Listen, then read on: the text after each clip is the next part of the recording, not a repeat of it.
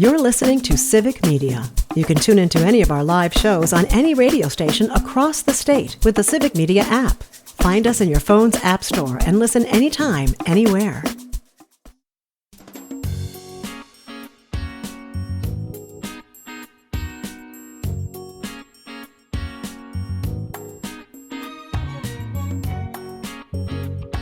Live across Wisconsin on Civic Media, you're listening to Mornings with Pat Kreitlow, powered by Up North News. Now, from our Lake Wissota studio, here is the founding editor of Up North News, Pat Kreitlow. And good morning. It is 7:06. Nice to have you here up north on this Friday morning, June 27th, 2025. We've got Parker Olson standing by in Madison Studio A2. Brittany Merlot is getting an early start to the weekend, so I'll simply tell you to continue to monitor your local Civic Media station for your local forecast, which is going to include, by and large, drier conditions for now. But then showers and thunderstorms will return either Saturday afternoon or Saturday evening, depending on where you are, and there is a severe threat that comes along with them. So over the weekend, again, pay attention to your local Civic Media station for more details. From the text line here from Jim in Brookfield, thanks for playing the theme for Captain Kangaroo. Boy, does that take me back to happier times. Thanks. Pam at WFHR, OMG, I knew Captain Kangaroo right away. Haven't heard it in years. And also noted that she had Lori Morgan on WFHR several years ago for an interview. And let's see, we've also got, of course, Robin Tigerton. But again, look, I know it's a little awkward as you hear me sometimes like scrolling through things live. It is a function, however, that more people are sending comments in on YouTube and Facebook. So I'm happy about that. I will try to get to these comments a little faster, but I appreciate the buildup in volume. From Rob, good morning from Tigerton. Cloudy and fog and 62 degrees. The Tigerton area picked up 1.3 inches of rain, and we're starting to see ponds in farm fields. Many farmers are having a tough time getting their hay crop off and hoping for a week free of rain to get the crop off, because some don't have their first crop off. Boy, I hope they do. We should be well into second cutting of hay by now. And again, the field right across the street from me is definitely overdue for that. But we're going to need some dry conditions for a little while here. Up here in the Chippewa Valley at the rain gauge in the backyard here on Lake Wissota, 2 3/4 inches of rain since this all got started on Wednesday afternoon. I'm thinking it's a little less down by you, Parker, but a lot more in parts like between, say, Madison and La Crosse. Well, there is currently water in my basement. So, there you go. We think what happened was, I don't remember if I said this to you. I think I might have just said it to Brittany after you had left yesterday. We had a tree in our backyard that had to get cut down. I heard that. Yes. Yeah. So that filled the gutters in the eavesdrops, and we didn't clean it out. So, and our basement tends to get a little water, and we have carpet down there. So our basement flooded for years and years, and it was such a hassle. We finally had a big home project and did something about it. But even now, when it rains as much as it did the past 2 days, we still go down there nervously a couple times a day just to check and hope that we never have to wet vac like that again. Yeah, it's not fun. During our history lesson last hour, in our last segment, Greg Bach joined us, and we talked about my seeing a sleep specialist yesterday, getting on a CPAP machine. Robin Tigerton says he's been on one since 2019, and it works. So a lot of encouragement there. And I'm not going to lie. I got to my Google machine a few times over the past couple of months and have, just been, trying to make sure that what people are telling me is, true, that this is going to make a real difference. And again, there's exceptions to every rule. There's always going to be one or two people, CPAP machine didn't work for me. It was terrible. But I got to say, by and large, the consensus is I better get on this thing and sleep a lot better, because again, ever since I got the Apple Watch and it sends the data to my phone, and I look at my phone in the morning and I go, I really should be sleeping better. And I could use that. Hey, would you like to win some free Brewers tickets? Can you go to the Brewers Rockies game on Sunday afternoon? Not you, Parker. I can, though. I know, but just for the listeners. If you would like a chance to win 4 free tickets in a statewide drawing, it's Free Ticket Friday. Here's the key word to text, PARK, P-A-R-K. Or again, for our Boston listeners, PARK. Send that through the Civic Media app. Text it to us, and you will be part of a statewide drawing for 4 free tickets, club-level seats. Parker used them this week and can testify that these are quality seats. These are quality seats. You got a nice little cushion on there. You know, that's what you need. I don't like those hard seats. You got to get the cush. Got to get the cush. He's joined the old man club with me and Greg. Yeah, my tukas can't handle these hard seats now. I need the cushion. All right. Feels good. We can take care of that. So there you go. Text the keyword park to us, and that's this keyword. There will be more chances to win throughout the course of the day on this Free Ticket Friday across the Civic Media Radio Network. Hey, next week on the program, on Monday, we're going to have Jeff Mandel from Law Forward. We will talk about the group suing Elon Musk as a way to try to prevent billionaire bribery of voters, or at least the skirting of the rules on bribery. Also, Hans Breitenmoser will join us on Tuesday, so we are really hoping that he gets drier conditions between now and then, and that we can have some good news to pass along from rural Wisconsin. We're also going to talk next week with State Representative Angela Stroud from up in the Ashland-Bayfield Superior region, way up north, and she's going to talk about a bill that she had to vote against, which was supposedly going to address lead water pipe removal in Superior. We always talk about it in the Milwaukee area, but as Earl Ingram and others have told us repeatedly, this is still a problem in many other places across Wisconsin, not just Milwaukee, and Superior is one of them.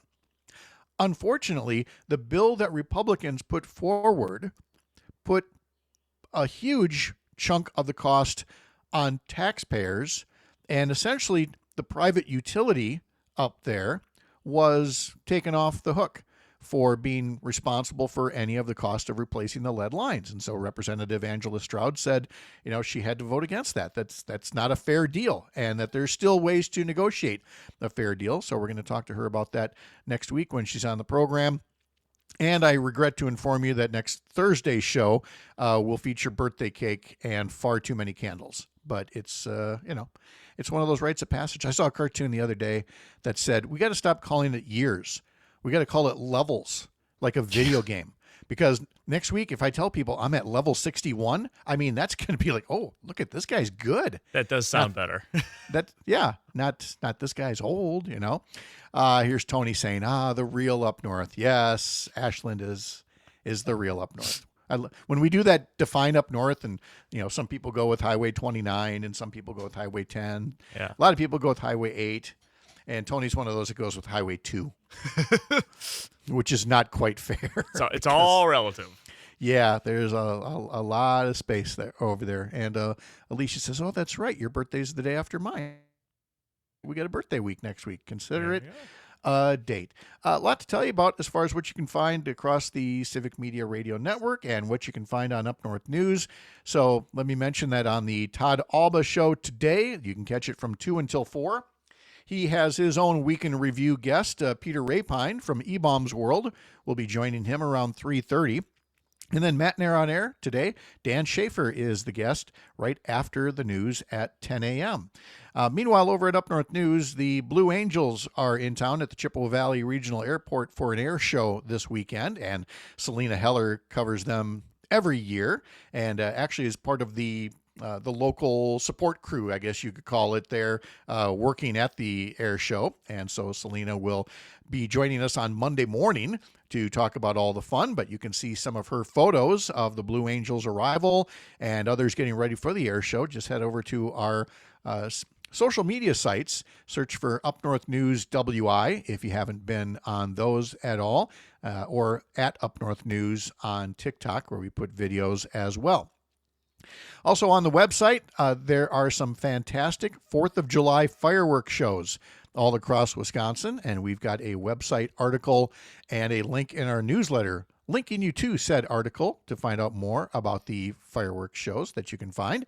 And we also covered in our last hour as well, but you should know that if you attend the Wisconsin State Fair, you know that they have special awards for some of the newest, most creative foods and drinks. They are the Sporkies and the Drinkies. 2 different types of awards given out at the Wisconsin State Fair, and they have announced the finalists for the Sporkies and the Drinkies so that you have an opportunity to sample them at the Wisconsin State Fair when that gets going in West Allis. We're going to have Mike Clemens on at about 8:30 to wrap up sports throughout the week here. We can tell you that the Milwaukee Bucks in the second round of the NBA draft last night used the 47th overall pick to pick up Bogolub Markovic from Serbia. And that is the extent of what I know about Bogolub Markovic from Serbia until Mike Clemens gets here. Unless Parker, you've got some other inside information I'm not aware of. I'm afraid I don't. However, I do appreciate acknowledging, he didn't play college in the U.S. I don't got a clue. Yeah, I got nothing. We did not. He was not part of anybody's NCAA brackets. That's just how it works.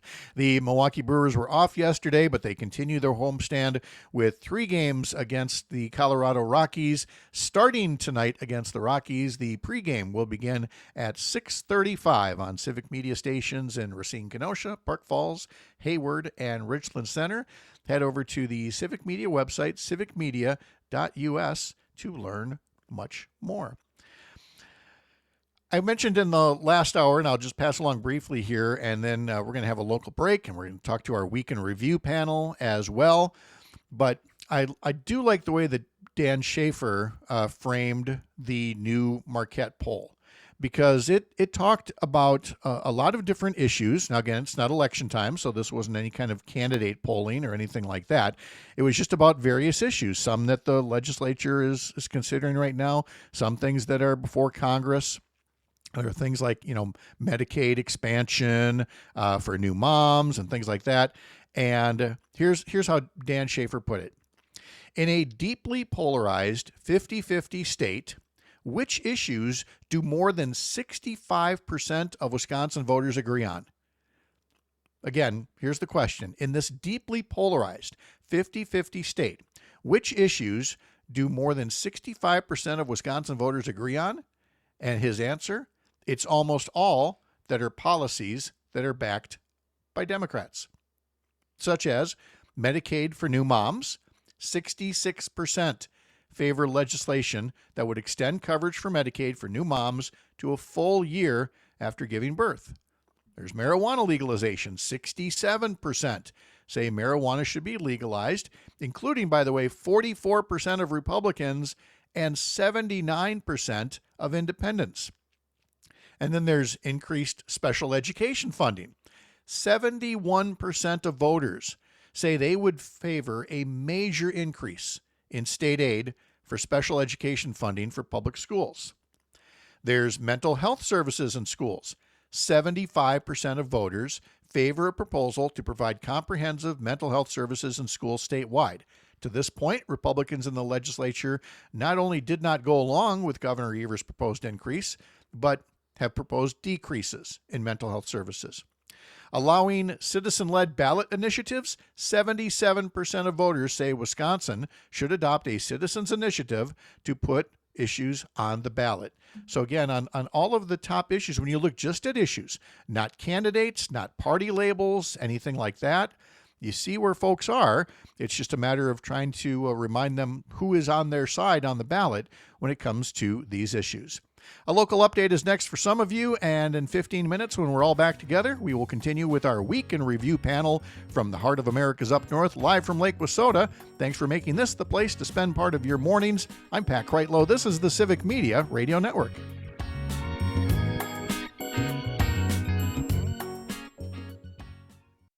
You're listening to Civic Media. Stay up to date on the latest news and information for your local community and Wisconsin by signing up for our free email newsletter. Visit civicmedia.us/email to get started.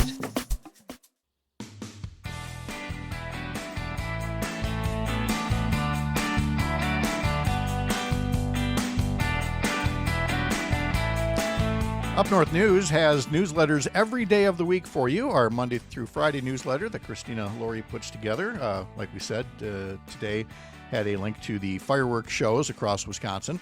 She also does a Saturday sports edition, and then on Sundays I put together one that is politics themed.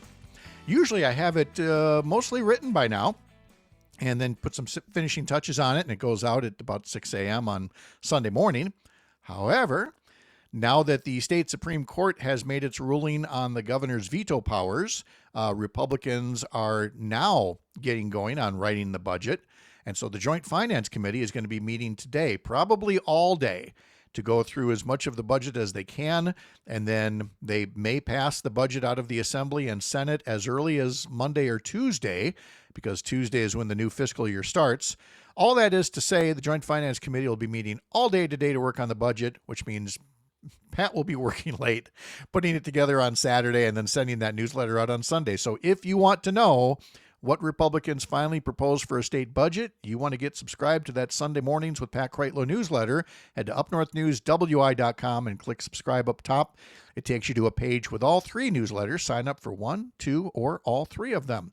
Let's bring in journalists Mark Jacob and Jennifer Schulze and former U.S. Attorney Jim Santelle as we get going with a little look at the week's news. Only a few little things have happened since we last spoke. Attacks in Iran and 7,000 U.S. Supreme Court decisions and so much more. Panel, good to see you all. And I think, Jim, we're going to have to start with you because there's a lot that the Supreme Court is putting out there because they're at the end of their term.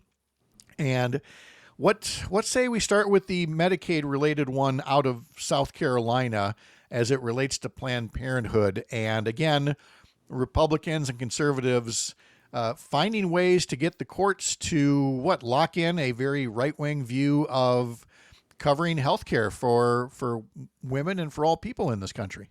That's exactly right. Yesterday, it's a huge opinion having to do not only with Medicaid, but of course, abortion, reproductive rights generally. You've got a governor there who way back in 2018 said that because abortion is murder and it cannot stand in America of this century, he said that for those people, those entities that are benefiting from Medicaid in this time, that the reality is that we're no longer going to offer Medicaid support and services, and eliminated that. Went up to the Supreme Court. The Supreme Court said yes, that under a provider provision of the Medicaid rules and laws and structures there, that the state can do just that. And again, it basically prohibits now the provision of Medicaid services and funding for patients of Planned Parenthood in South Carolina. The concern, of course, it can very easily move into other states as well because the ruling is plainly nationwide. Yeah, and I mean, Mark, a point that I made this week is that for a party that loves to talk about we're going to get rid of red tape, when they want to, they can wrap red tape around almost anything to give you more hoops to jump through if you want Medicaid coverage, or maybe just use the court system to make sure that Medicaid can't cover you. So for all the talk about red tape, they know how to use it and not just pretend to cut it. Well, right. It's really ridiculous that they claim that states' rights is a big thing and that local control is a big thing when we see what's going on. We see, the Marines in Los Angeles. We see, right now they're trying to get the University of Virginia to fire their president supposedly because of DEI. So, I mean, the long hand of the federal government is getting longer and longer every day. And this is not, the old simplistic way of looking at it was that Republicans wanted government out of your life. Well, that's not the case now. No, they're more than happy to be involved deeply in people's lives and exam rooms and things like that. More big decisions yet to come, Jim. What are you looking to think we might see some today? Yes, the Chief Justice has told us that this is their last official day. They don't completely go out of business, obviously, but he's announced that there are 6 more opinions, and these are the big ticket items. Not that there haven't been other ones recently that are equally important, but among them is the issue relating to birthright citizenship. That one may well depend a whole lot more on whether or not federal judges can impose nationwide or universal injunctions interesting situation there, not only under the 14th Amendment, but more broadly. Other cases out there, there's an Obamacare challenge once again that goes to preventive medicine, whether the task forces that decide whether or not insurance companies are obliged to provide preventive services for, I don't know, things like cancer screenings and other things that keep us healthier and safer, whether those things can stand, that's huge. There's an issue related to whether parents can insist that their young grade school children not be exposed to LGBT storybooks in public schools. And then there's also a matter involving internet and access to adult sites. Finally, there's also a major decision involving race and gerrymandering and districting that will also redefine, at least somewhat, the interplay between politics and racial decisions when it comes to drawing those lines. Lots of things on the docket, probably all announced in the next couple of hours. And Jennifer, from the challenge in a newsroom, we always talk about, the Trump theory of just complete chaos, and then you can't cover everything. Newsrooms should already be practiced about this, because every year it seems we go through this with the Supreme Court. You've got to spin a bunch of plates at once. Jim knows the answer to this better than I do, but 6 decisions on the last day of the session seems unusual. Mm-hmm. And almost all of them are lead story type things. So I think this is going to be a particularly challenging day, not to mention all of the other tons of just Trump related news that's going to be happening. But I mean, the 14th Amendment, if they make a decision on that, that's, weeks of news. Oh my goodness. We'll have so much more to say about that if it comes down that way. Coming up next, we're going to have much more with our panel. And then in our next hour, Dr. Kristen Lyerly and Emily Cephos will talk about pressure on Governor Evers to veto the state budget bill if it does not meet certain standards for education, healthcare, childcare, and more. I'm Pat Kreitlow. This is the Civic Media Radio Network.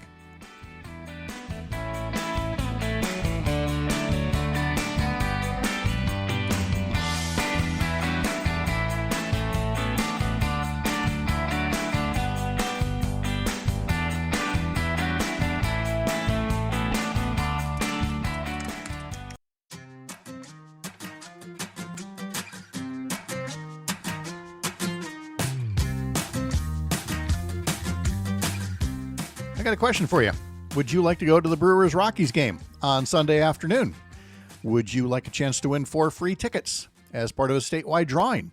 Well, then get yourself over to the Civic Media app, and before the end of the show at 9 o'clock, use that Civic Media app to text us the word PARK, P-A-R-K, and you will be in the running for 4 tickets for this Sunday afternoon's Brewers-Rockies game as part of our Free Ticket Friday here on the Civic Media Radio Network. Up North News is part of Courier Newsroom, and if you head over to couriernewsroom.com, all kinds of news articles, videos, podcasts, newsletters. For example, there is How Is This Better? A new video series with Akilah Hughes this week, Erasing Jackie Robinson.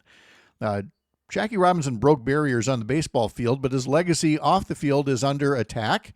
And so Akilah explores how the Trump administration is trying to rewrite history in its crusade against diversity, equity, and inclusion, and why it's important to defend history and what those DEI efforts are designed to achieve. Also at Courier Newsroom, you can get the newsletter from Mark Jacob. It's called Stop the Presses. You can also get it at stopthepresses.news. He also has a video series with Stephen Beschloss called On Target. And this week in the video series, it's about pushing back against gaslighting when going to war, which includes refusing to reflexively accept going to war without facts, which Mark takes us to the Secretary of Defense, Pete Hegseth, who would really like those pesky reporters to just focus on the bombs going boom, not whether the bombs actually did the thing that they said they wanted to do. Yeah, there's in history, there's a long record of governments lying about war. It's one of the things that is most often that governments lie about. Then you combine that with the Trump regime, which, lies about everything. And it's a really kind of a nasty combination in which you can't trust anything.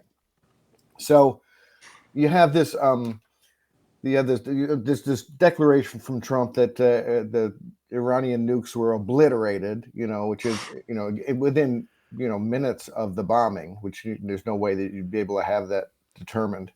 But he said it anyway. And so they're sticking with it. And then you get this report in the New York Times and various other places, Fox News even, that said that the preliminary determination was that it might have set them back a few months, but not really a long time. And that enraged Pete Hegseth and Trump. And Hegseth said that they shouldn't report that. Now, this makes no sense to say that this is a preliminary report. You shouldn't talk about this when Trump immediately said that the whole thing was destroyed. So Trump's word is fine, everyone else's is not. And Hegseth even said that the press ought to be waving the flag. That's what he said. Of course. And it gets worse, Jennifer, with the president's lawyer threatening to sue CNN over its coverage of the intelligence report. At least the media is pushing back on this one. And threatening to sue the New York Times also. Right. It says, it reminds me of what they're doing to CBS. They're demanding an apology. They're claiming that the coverage is unpatriotic and that the coverage is causing Trump harm. You remember with CBS, the claim is that CBS engaged in some questionable editing of an interview. They didn't, but that doing that caused Trump harm. And so CBS should pay Trump $20 million, which it looks like they might be doing, by the way. Wall Street Journal is reporting that settlement looks like it's moving forward. And now it's the same playbook.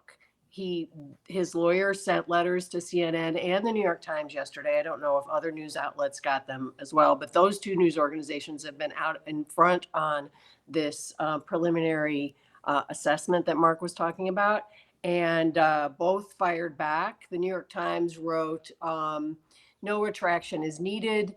No apology will be forthcoming. We told the truth to the best of our ability, and we will continue to do so.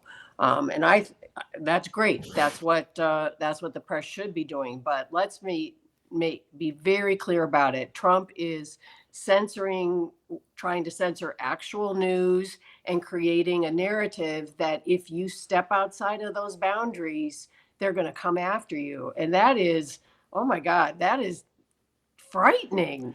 It's really stunning to see it happening day after day. Well, to want to, again, require patriotic reporting. If only I had a lawyer to talk to about this. Oh, wait, Jim Santelle, is there some kind of a reason that a lawsuit would go forward for, quote, unpatriotic reporting? There is none, but as Jennifer and Mark and you have said repeatedly, that doesn't stop lawyers on behalf of this president from going into court. It is one of the joys, if you will, of our society that you can walk into a clerk of court's office and file a complaint that says virtually anything. So you can sue. The question, which is implicit in what you just asked, Mark, and Jennifer and Pat, is, will that stand up? The answer is no. We've got New York Times versus Sullivan. And basically it says that in order to be successful against the media, you've got to have a very high standard. And others recently have tested this. The Supreme Court continues to endorse that theory that you've got to show actual malice. You've got to know about what you're doing and doing it for a very bad purpose. That is appropriate. We have a high standard, an appropriate standard for First Amendment protections in this country. This will go nowhere. But once again, like all these other lawsuits, again, challenging people who are pushing back against this president, the idea is not winning. It's grabbing the headline and saying, look at what has happened. Bad media. It feeds, once again, this notion that the press is the enemy in America. May well be that in 5 months the case will be dismissed. That will be on page 7. Yeah. But today we are announcing how aggressively we're going after these bad people who are advancing the First Amendment in America. Yeah, no. But Jim, it's not necessarily go anywhere in court, but at the same time, when Trump holds these other things against, like CBS, for example, the FCC is holding up a merger that they have planned, and so in effect, it's an extortion scheme, that they have to settle with the government in order to get their business to run. So so they end up losing in court, or potentially losing in court, but that doesn't matter. It absolutely is, and it is a misuse and abuse once again of the judicial system to get this inappropriate result. It's again to threaten you in the public domain.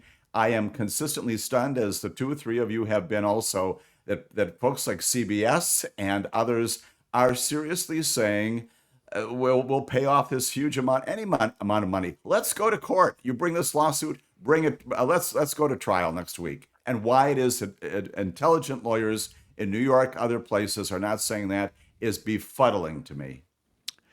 We should note that along with hosting Amicus, a law review for 2 hours on Saturday mornings, we've got an extra 2 hours of Jim Santelle coming up this afternoon, guest hosting the Maggie Dawn Show. And you're going to be joined by a colleague, another former U.S. Attorney, John Vaudreuil. That's exactly right. We're going to chat about, frankly, an old issue, new again, which is whether or not that 2020 election was stolen. Believe it or not, John is out there advocating against those folks who pursue that, and we're going to have a good conversation with that. And probably also this other amazing story, a fellow named Emile Beauvais inside the Department of Justice, highest levels, who is apparently telling Department of Justice lawyers that they can tell federal judges no, and they can tell them something even more dramatic, which I will not repeat on morning radio. And he is also headed, for what it's worth, to a lifetime appointment on the Third Circuit Court of Appeals on behalf of this president, and frankly, but going to be confirmed by the United States Senate fairly soon. All stunning information we're going to be talking about this afternoon. A lot to cover here from 4 until 6. Mark, in terms of coverage this week of things, one thing that you've taken note of, and I certainly have as well, is there was so much.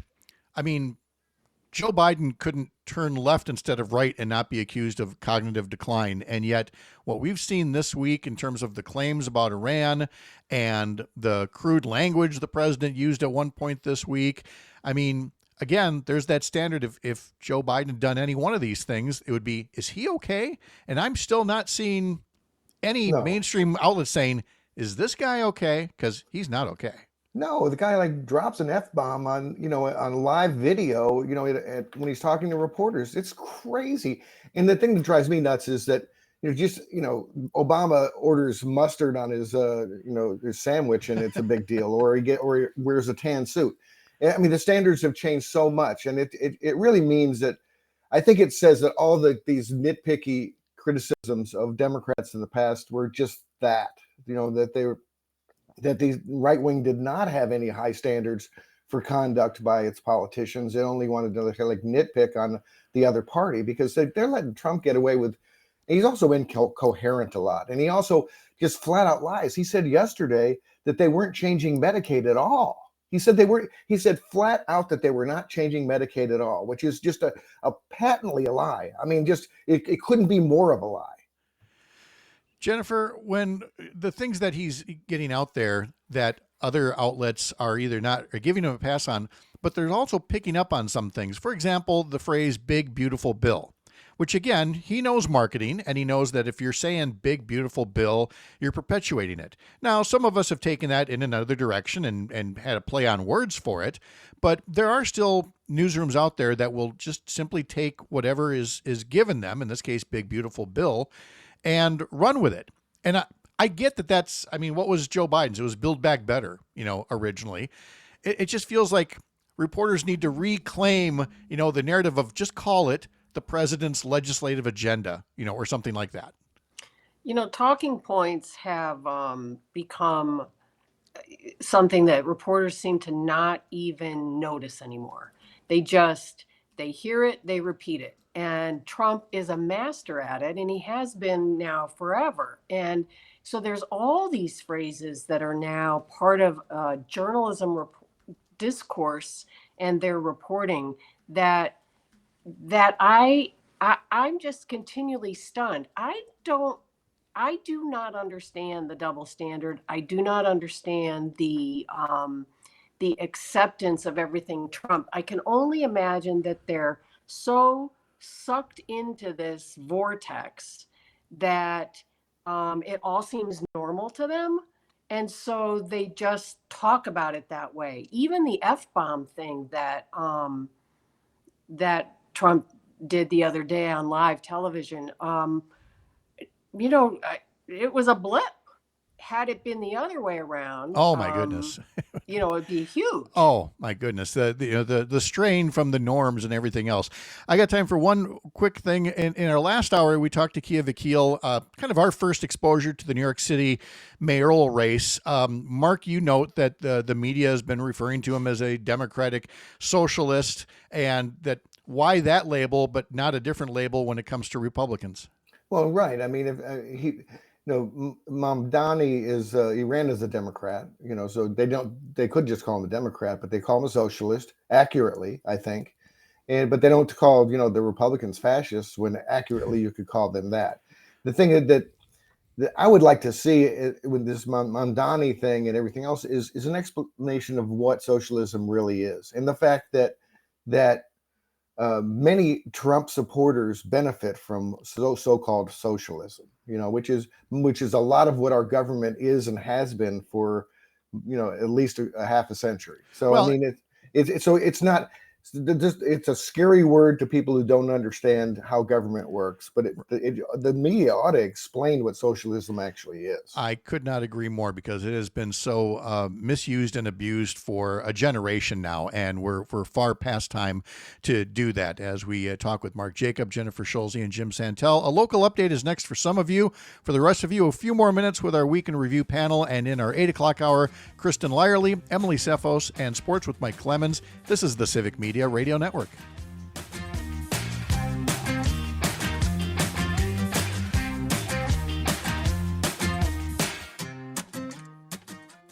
You're listening to Civic Media. Find the latest news, information, and archives of all your favorite shows on the Civic Media website, civicmedia.us.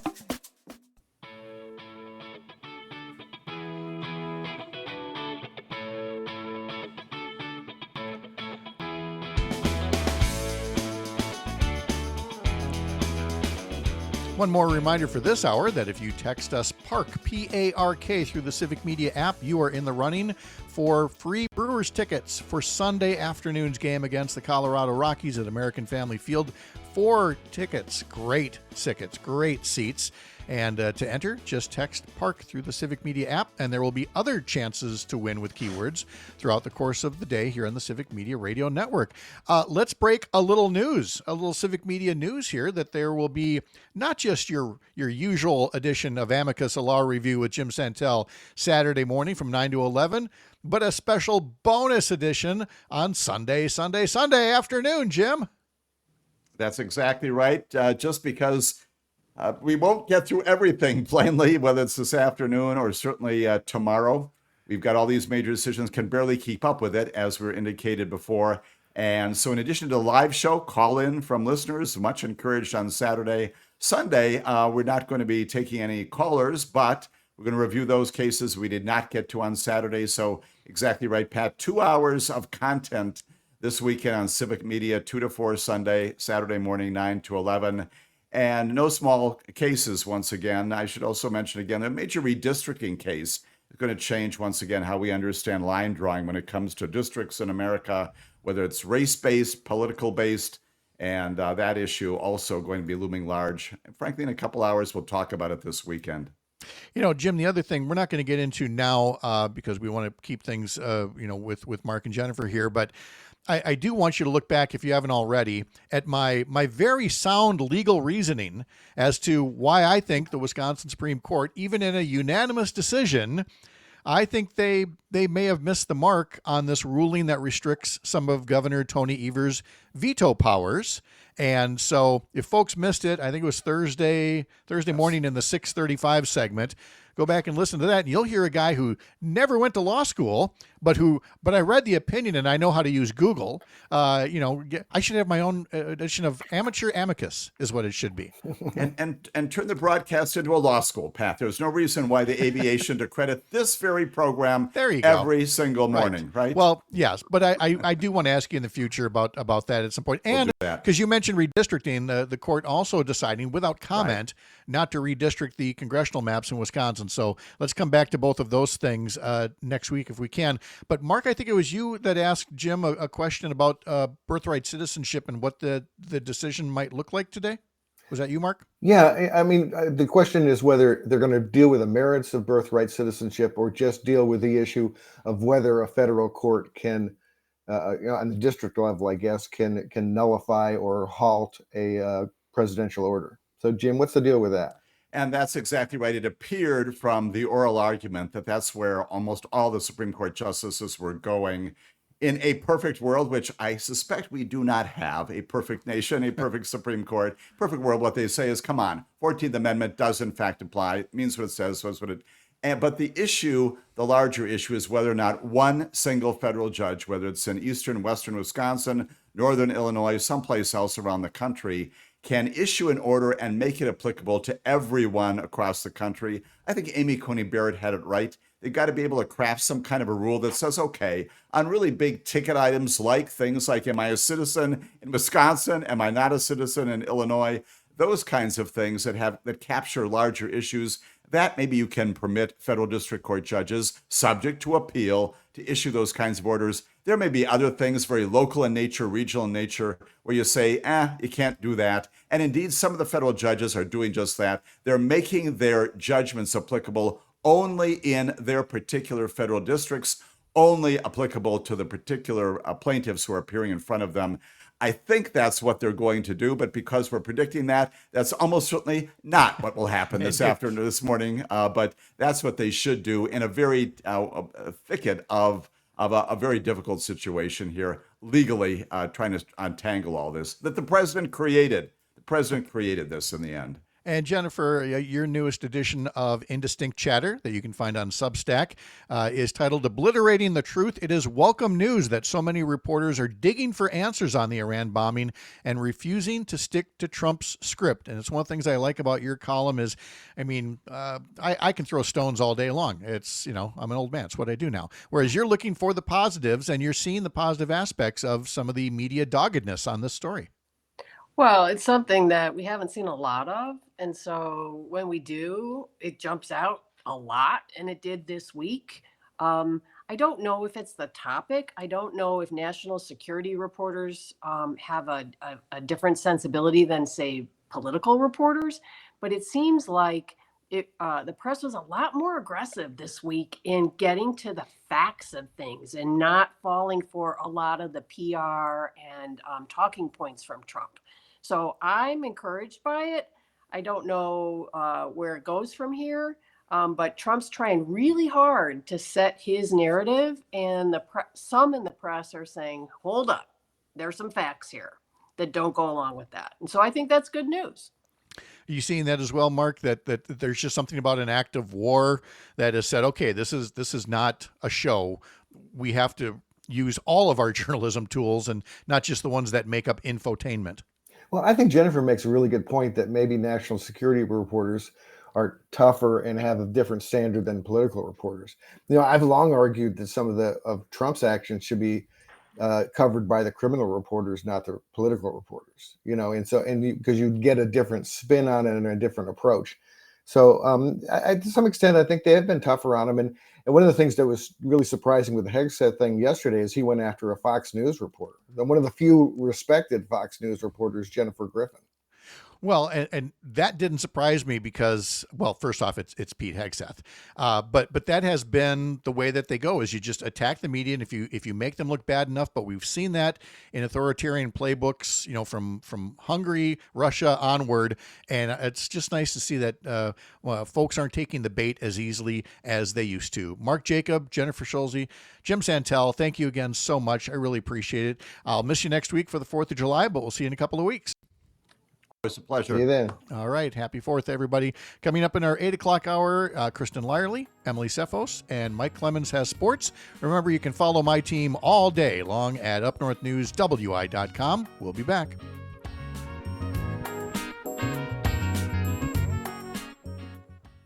The national news cycle never stops, but it can be hard to find news about your local community. Civic Media is dedicated to providing quality local and state news coverage across Wisconsin. With the Civic Media app, you can get notifications about local stories that matter to you and your community. Find the free Civic Media app in your phone's app store and choose notifications from the menu to tell us what kind of news you want to hear about.